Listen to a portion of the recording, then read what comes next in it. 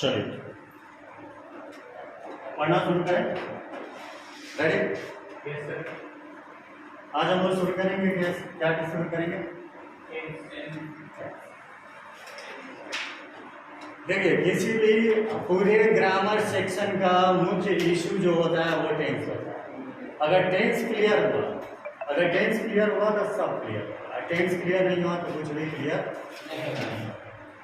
Tense से voice और narration मिला के अकेले 25 नंबर का क्वेश्चन है। कितना? 20 से 25 नंबर। क्योंकि यही टेंस जो होता है वो आगे चल के सब्जेक्ट वर्ब एग्रीमेंट में क्या करता है, इंपॉर्टेंट भूमिका निभाता है। क्योंकि वहां पे अगर नहीं होगा, यहाँ अगर टेंस क्लियर नहीं होगा तो सब्जेक्ट वर्ब एग्रीमेंट भी क्लियर नहीं। ठीक है, मात्र 30 नंबर में 30 नंबर का ही क्वेश्चन किताब से रहेगा। मात्र 30 या 35 नंबर का क्वेश्चन जो होगा वो कहाँ से रहेगा? बुक से आपके रहेगा। बाकी जितने 70% क्वेश्चन आपको दिखेंगे वो कहाँ से रहेंगे? Grammar section.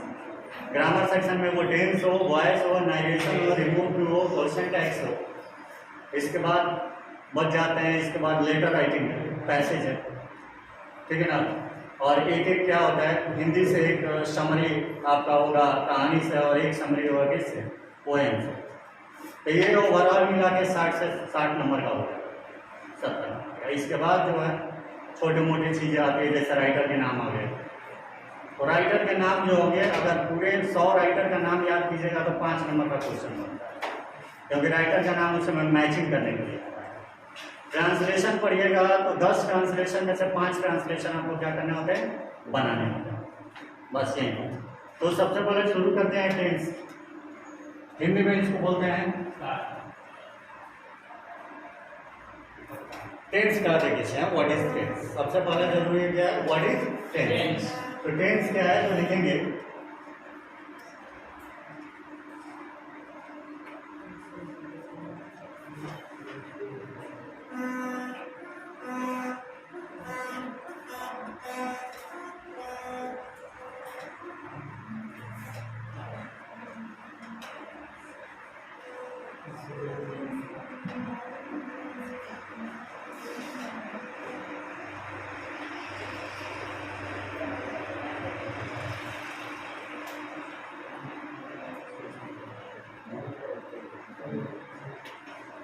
चलिए, tense is the form of verb which shows the time and its action. मतलब यानी कि वो एक्शन। अब हिंदी में देखेंगे तो लिखता है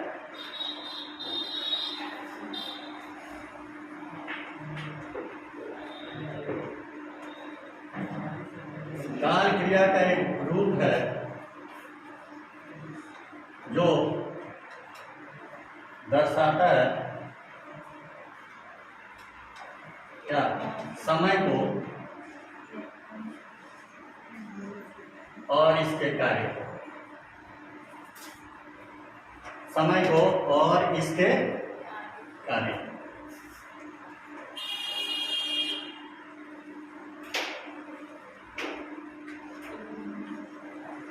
ठीक है, क्लियर? कोई दिक्कत? यहाँ देखिए, टेंस काल है, फॉर्म मिस होता है रूप, FOR है। फॉर्म मिस क्या होता है? रूप। इसका भाग शो करना। शो करना मीन्स दिखाना या दर्शाना। जो शो करता है किस चीज को? समय को।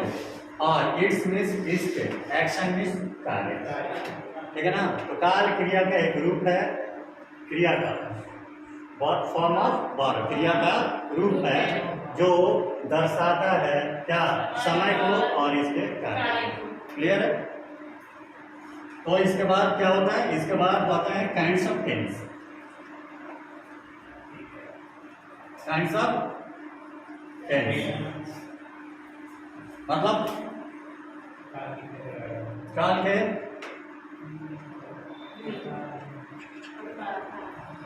देखो, मुझे दिक्कत ये नहीं है, मुझे क बनाने नहीं आता है, समझ लो। कितना भी कोशिश कर लिया, थक गए हैं, लेकिन अब सुधरता नहीं। कॉस कितना भी बनाए वो बगुला जैसा टेढ़ा होना ही है, ठीक है ना। वो कितना भी हम सुधारने की कोशिश है, बाकी सब सुधर जाता है, लेकिन ये जो है वो सुधरता नहीं। काइंड्स ऑफ टेंस में देखिए, काइंड्स ऑफ टेंस में 3 काइंड्स ऑफ टेंस। फर्स्ट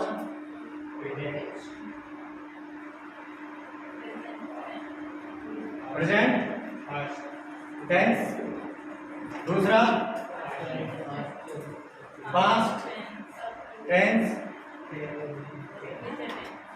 और तीसरा फ्यूचर। बाबू देखो, तुम लोग को पढ़ाने में आपको बड़ी डर लगता है सर। तुम लोग का इंग्लिश इतना बढ़िया है ना, इतना बढ़िया है ना कि मतलब जाना का व्याख्या हम नहीं कर सकते, मतलब एक्सप्लेन करेंगे तो बड़ी दिक्कत होगा। बोलेगा सर हम लोग का शिकायत करना। वास्तविकता है, सबसे ज़्यादा तकलीफ अगर पढ़ाने में किसी को होता है, हमको होता है। बाकी सब लोग तो झेलते झेलते 15 साल से कोई पढ़ा रहा है, कोई 8 साल 9 साल से पढ़ा रहा है। हम नया नया लॉन्च है, नया नया लॉन्च में मेरा मीडियम इंग्लिश रहा है। हिंदी आज तक हम खुदे 24 साल में हिंदी हम ही जानते हैं कितना लिखे हैं। हिंदी लिखने तो यहाँ आए हैं 2018-19 में, तो हिंदी लिखना सीखे। तो हमको आज भी अगर अच्छा किताब पढ़ना हो तो आज भी पहले इंग्लिश पढ़ लेते हैं, उसके बाद हिंदी में डब करते हैं, तब हम पढ़ते। हिंदी हम लोग से सीख लीजिएगा। हाँ, यही सोच रहा हूँ, मैं भी सीख लूँ थोड़ा बहुत। तो लोग वो महापुरुष है कि ऑटोमेटिकली पढ़ा होगा ना, क्या पढ़ना होगा? ऑटोमेटिकली। तो तू लोग पढ़ेगा ऑटोमेटिकली, पढ़ देगा। क्या पढ़ेगा? ऑटोमेटिकली। हाँ, बोलेगा कि सर ये बढ़िया है। अगर पढ़ना होगा, कहना होगा, तो तू लोग बोलेगा सर आपके नटूरे के चलते मेरा फुटूरे खराब हो गया। तो नटूरे फुटूरे मार सब रात भर ढूंढेंगे, मिलेगा नहीं। नेक्स्ट जाके पूछेंगे कि नटूरे का स्पेलिंग बोला, तब तू लोग बोलेगा NATURE नेचर, FUTURE फ्यूचर। हमारे सब पूरा रात भर ढूंढेंगे कि नटूरे फुटूरे का होता है, ठीक है ना। तो तुम लोग का इंग्लिश बड़ी अच्छा है, ठीक है ना। पूछ रहा है कि 3 नंबर फेवर ऑफ डिटेल्स लिखा है क्या? हाँ, सही बात, एकदम समझदार है। तो लोग मैं समझदारी कूट के नहीं कर रहा, ठूस के भरा। भगवान जबरदस्ती भर है, लोग पहले से तैयार नहीं था इसके लिए, वो है सर। देखो देख लो पहले, इसमें टेंस में कोई प्रॉब्लम है? देखिए पहली बात और जान लीजिए, हम पहले बता दें, मैं कभी भी ट्रांसलेशन में राम आम खाता है नहीं पढ़ाऊंगा। राम आम खाता है ये हमको नहीं आता है, इसके अलावा सब पढ़ाएंगे। लड़का को लड़की पसंद है, बेटी को बेस पसंद है, ये दोनों पढ़ाएंगे। लेकिन राम आम खाता है कभी नहीं पढ़ेंगे। ना सीता नाचेगी, गाएगी, बाजार नहीं जाएगी। बताओ राम आम ही खाएगा सीता? बताओ, हमारे दादा जो थे वो पढ़े थे राम आम खाता है, बाबूजी पढ़े राम आम खाता है, हम पढ़ेंगे राम आम खाता है। मतलब 200 वर्ष में राम में कोई परिवर्तन नहीं है। हाँ, राम को कुछ और भी खिलाइए, सेब खिलाइए, जूस पिलाइए, कोल्ड ड्रिंक्स पिलाइए, थम्सअप माजा पिलाइए, लेकिन आम मत पिलाइए। चलिए जल्दी लीजिए। राम को चिकन खिलाए, मार भात खिलाएंगे, मार भात खिलाओ। किसे? इसे भी बढ़िया वो लोग खा लेंगे। मतलब पूरा कॉलेज को लूट के आना क्या? सर बैग लेकर जाते हैं पढ़ने के लिए, और समय डेली बस करवाएंगे। वीडियो बनाने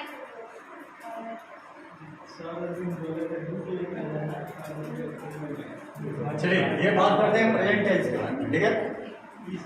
अब टेंस के 3 पुत्र हुए, present tense, past tense, future tense, ठीक है। और सबके अब 4-4 संतान। परिवार नियोजन का ध्यान नहीं दिया है, तो प्रेजेंट टेंस के 4 थे। अब इसमें देखिए लोग बोलते हैं कैसे कैसे, लोगों के बोलने के अंदाज अलग अलग हो सकता है प्रेजेंट टेंस। जैसे कितना लोग बोलते हैं present indefinite, present indefinite, definite नहीं डेफिनिट। इसको सिंपल टेंस, और इसको प्रेजेंट सिंपल भी बोल सकते हैं। क्या बोल सकते हैं? Present simple. और कितना लोग इसको सिंपल प्रेजेंट भी बोलते हैं। क्या बोलते हैं? Simple present.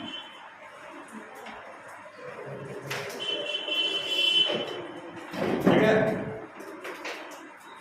कितना लोग प्रेजेंट इंडेफिनिट, कितना लोग प्रेजेंट सिंपल और कितना लोग सिंपल प्रेजेंट। चलिए दूसरा हम लोग बोलते हैं प्रेजेंट इम्परफेक्ट। क्या लिखा हुआ है यहाँ? इन लिखा हुआ है, यहाँ इम लिखा हुआ है, IM, इम्परफेक्ट। और इम्परफेक्ट को दूसरे जगह बोला जाता है प्रेजेंट कंटिन्यूअस। और नए ग्रामर में अब मिलता है प्रेजेंट प्रोग्रेसिव। नए ग्रामर के बुक अब आएंगे 2022 में जो प्रिंटेड, उसमें दिखेगा आपको प्रेजेंट प्रोग्रेसिव। 21 तक के बुक में नहीं दिखेगा, लेकिन 22 का बुक जो प्रिंट होगा उसमें नए में क्या दिखेगा? प्रेजेंट प्रोग्रेसिव दिखेगा।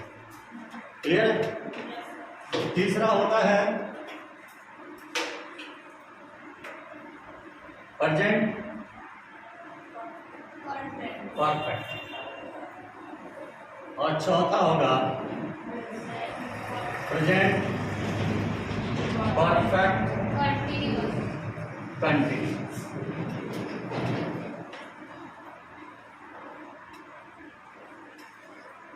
चलिए इसको लिखिए, इसके बाद आगे शुरू करते हैं। बात मत कीजिए, बहुत बात कर रहे हैं आप।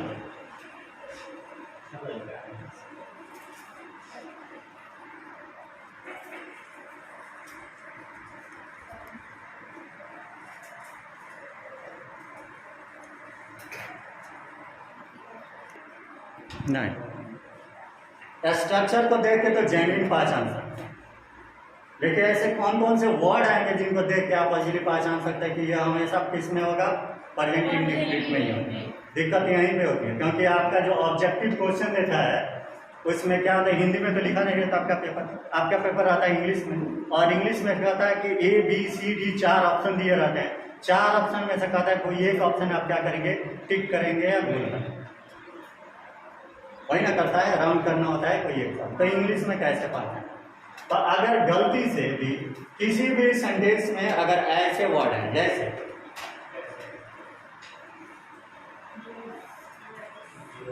यूजुअली, मैं अक्सर तुमसे मिलना चाहता हूं, ऑफन, लेकिन कभी कभी मिल पाता हूं।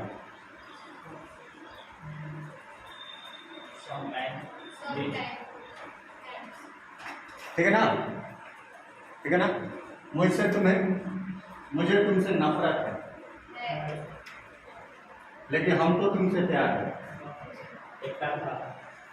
एक तरफा हो कि दो तरफा हो? चलिए, ठीक है ना बाबू? आगे, लड़का को लड़की पसंद है, लेकिन लड़की को लड़का पसंद है। ठीक है ना? मुझे चिकन से ज्यादा मटन पसंद है। प्रीफर, ठीक है ना? ज्यादा पसंद करने के सेंस में प्रीफर का यूज किया जाता है। और तुम्हारा चेहरा तुम्हारी मम्मी से मिलता है, किससे मिलता है?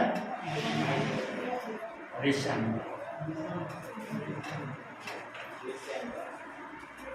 ठीक है? इसके बाद इतना वर्ड के बाद अगर इसके बाद आएगा अंटिल। जब तक तुम्हें नौकरी नहीं मिल जाती तब तक शादी मत करना। ठीक है ना? जब तक नौकरी नहीं मिल जाती तब तक शादी मत करना। ठीक है? अंटिल,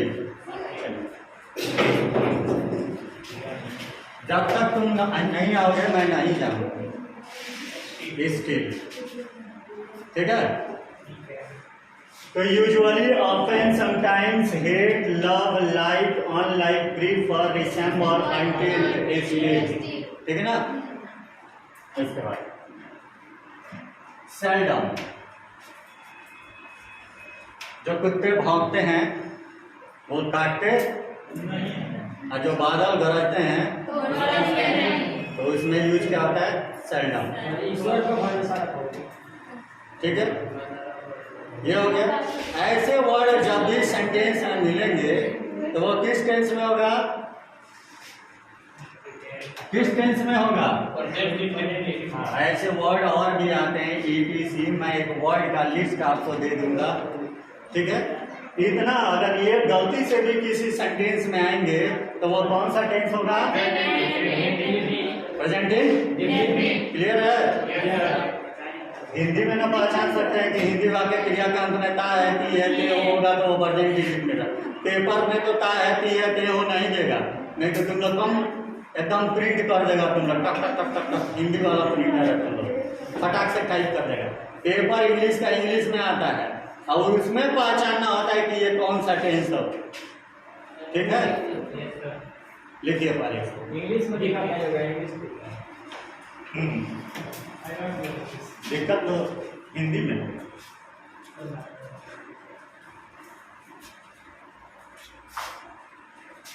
जल्दी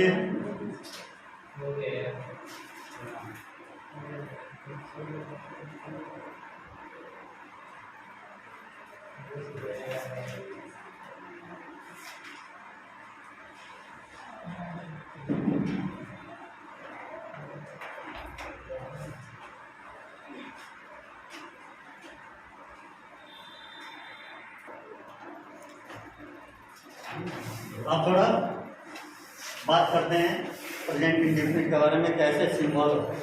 इसका बेसिक रूल पहले रूल में है कि प्रेजेंट इंडेफिनिट में वर्ब फॉर्म जो लगता है, वर्ब लगता है, जो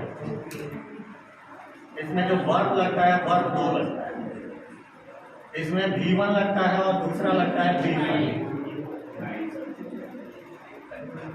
हाँ, इसमें part 1 और part 5 V1 और V5 लगता है। V1 लगता है, V1 अगर रीड है तो V5 इसका होगा रीड्स।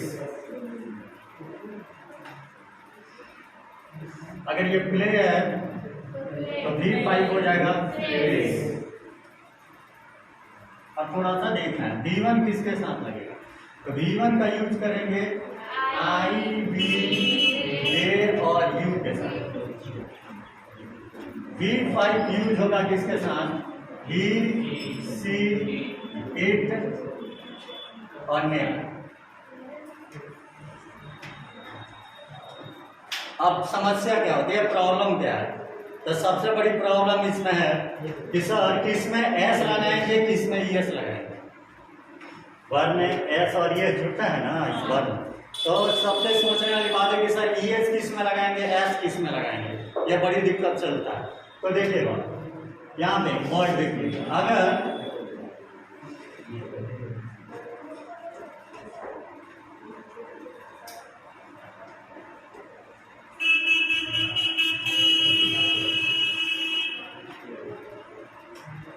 अगर कोई word CH, X, S, double S, SH, O, Z, X, ATC से समाप्त हो तब ऐसे वर्ड में ES जोड़कर V5 बनाते हैं, ठीक है। बाकी में S जोड़ते हैं। अब यहां देखिएगा बाबू, ये जो V1 फॉर्म आपको दिख रहा है ना, V1 और V5, ये V1 जो होता है वो होता है प्लूरल वर्ब। कौन सा वर्ब होता है? और जो V5 होता है वो सिंगुलर वर्ब होता है। बहुत कंफ्यूजन तुम लोग में है।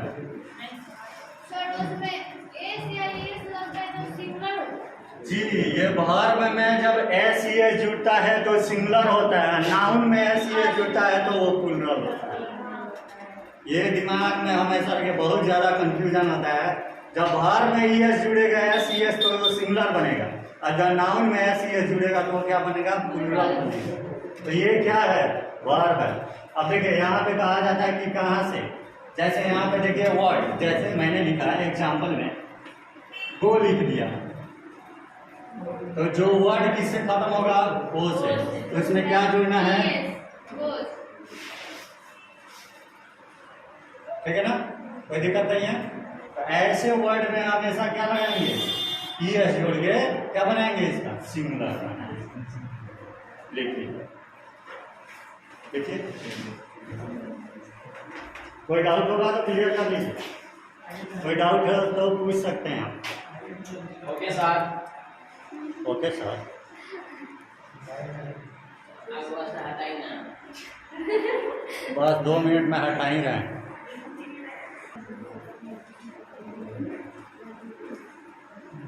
कोई डाउट? कोई डाउट अभी तक है? चलिए, अभी तक डाउट नहीं है तो आगे डाउट नहीं है।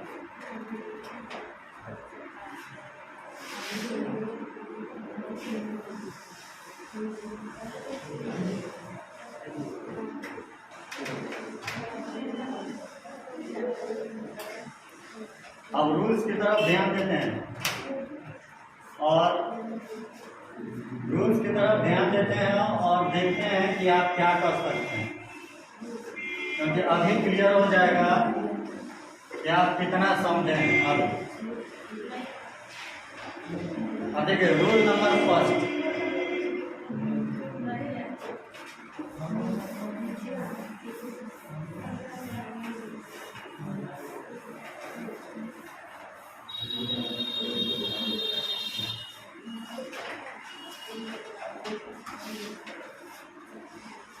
चलिए यहाँ प्रेजेंट इंडिफ का बेसिक रूल देख लीजिए। क्या बेसिक रूल? जो आप बचपन से अभी तक पढ़ते हैं, एडवांस आगे हम लोग पढ़ेंगे। जो बचपन से पढ़ते हैं उसको देख लीजिए। उसमें क्या होता है कि बाबू सब्जेक्ट लगेगा, वर्ब 1 और वर्ब 5 लगेगा, ऑब्जेक्ट लगेगा। अगर सेंटेंस में अदर वर्ड्स आ गए तो लास्ट में अदर वर्ड्स जोड़ेंगे।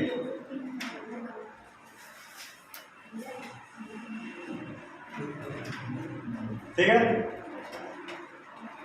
अब यहाँ पे मैं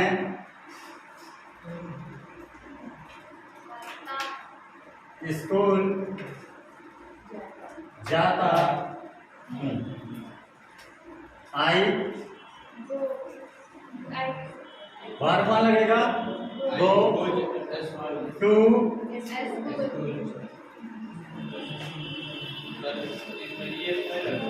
वही मैंने लिखा है। अभी आपको V1 V5 जब डिस्क्राइब किया गया तो इस समय लिखा गया ना कि आई, यहाँ देखिए V1 किसके साथ अभी बोला गया था? आई विल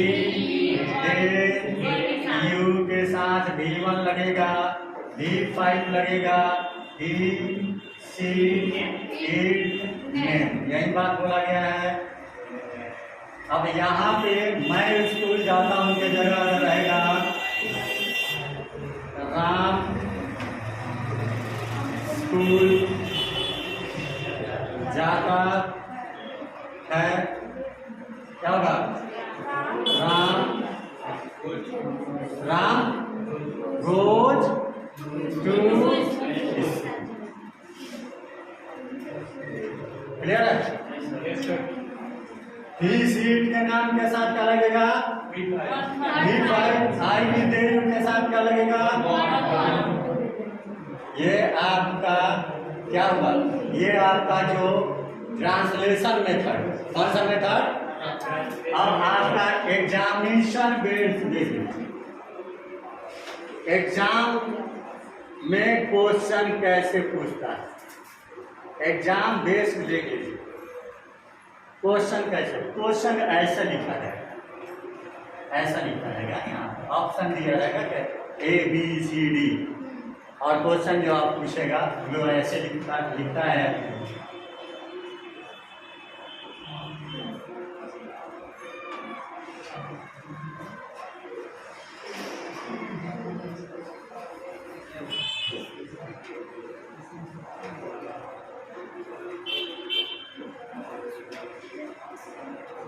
क्या लिखा रहता है? समटाइम्स ही डैश टू स्कूल। अब ऑप्शन आपका दिया है A number, B number, C number,